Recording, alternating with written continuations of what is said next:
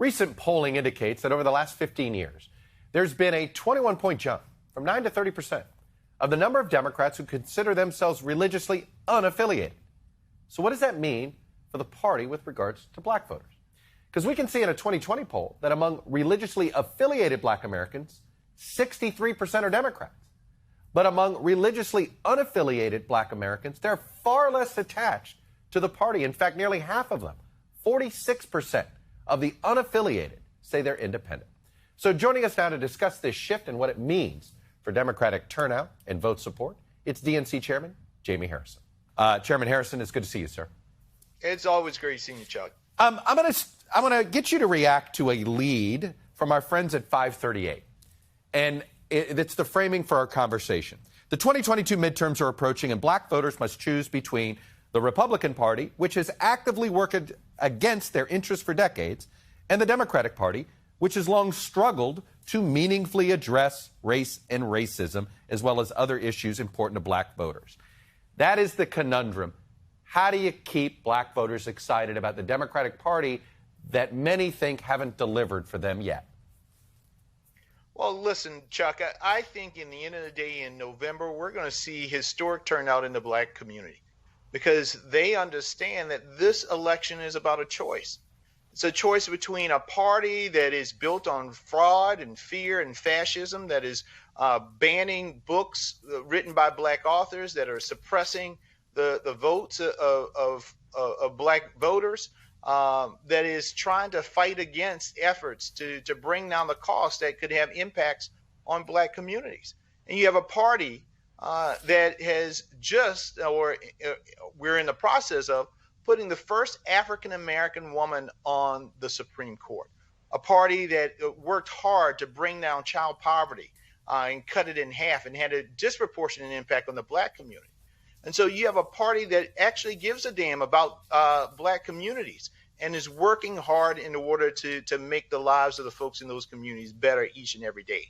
And so it's about going out, making that case and letting that be known. And I believe that we can do that. Why do you think we've seen an increase in Republican support among black Americans? Well, listen, I think it's the increase is probably slight, and it all depends on what part of the country you're talking about.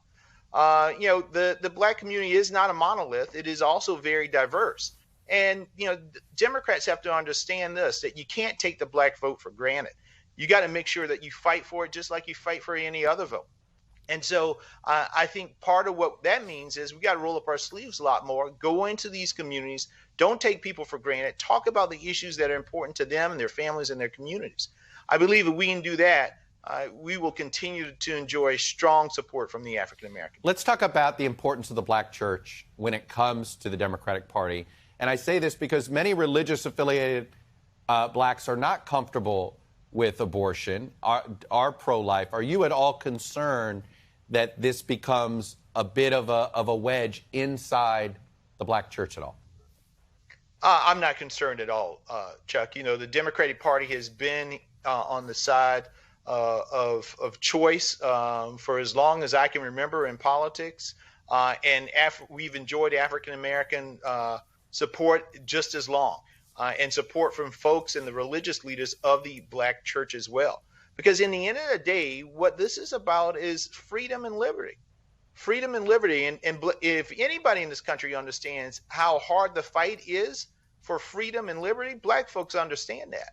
And so what we see coming from this Republican Party is a chipping away at all of these rights, not just the freedom of a woman to control her own body, but the freedom to choose who you want to represent you, the ability to have a speech and talk about your experience and not have it be banned.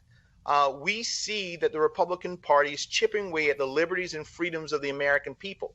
Black folks fought too hard and long in order to get our freedoms. We're not going back. When you look at the black church, like every religious institution, it's getting older, and they're having a hard time getting younger folks. And that's going to complicate the Democratic Party's targeting. It's not just looking to the black pastors to get the black vote out, but you've got younger African Americans who don't necessarily aren't as religiously affiliated as many. We're seeing this secularization in general of the Democratic Party. Are you at all worried about, I know you're a man of faith, but this is a party that is less and less attached to religion? Yeah, I think it's important that we go to where people are.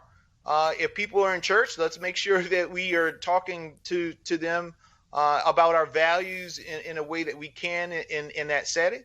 But if they're not going to church, it's still important for us to go to where they are in the mediums in which they get their information and how they communicate and talk to folks. Because in the end of the day, even though somebody may not be going to church, that does not mean that they are valueless. There's still values that are core to who they are and how they live their lives and how they're raising their kids. And so the Democratic Party has to continue, whether it's in the religious frame or the non-religious frame, continue to speak to the values of African Americans in the spaces in which they are. You think the party's fought hard enough for voting rights this year? Do you think it looked like to many black Americans that the party in general has fought hard enough for voting rights? I mean, the roadblock that we've run into, it's not the lack of trying. And it's not, I don't even think it's a lack of whether or not we're fighting hard enough.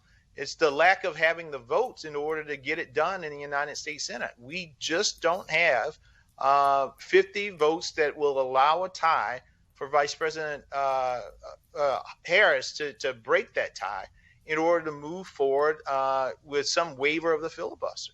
I mean, we know, Chuck, you and I have both been doing D.C. politics for a long time, that if you don't have 60 votes in the Senate, right, it's very hard to get anything through that body. Do you think your voters get that? I mean, you and I know this, but sometimes the voters look at it and say, hey, Democrats control the House, the Senate, and the presidency. What gives? Well, I know. And it's frustrating. It is frustrating. But that's when I say that, I often said on the campaign trail that, we need to make sure that we're teaching civics as well so that folks understand how the government works. And we need to make some fundamental changes in the United States Senate, because we cannot have just a few people holding up something that is so dire and so fundamental to who we are as Americans, and that's our voting right. Every person who is duly is an American citizen should have a right to vote in this country, and it's sad to see the Republican Party stand in the way of that. Jaime Harrison, the chairman of the DNC, big job on his hands. We'll be checking in with you quite a bit. Thank you, sir. Thank you, Chuck.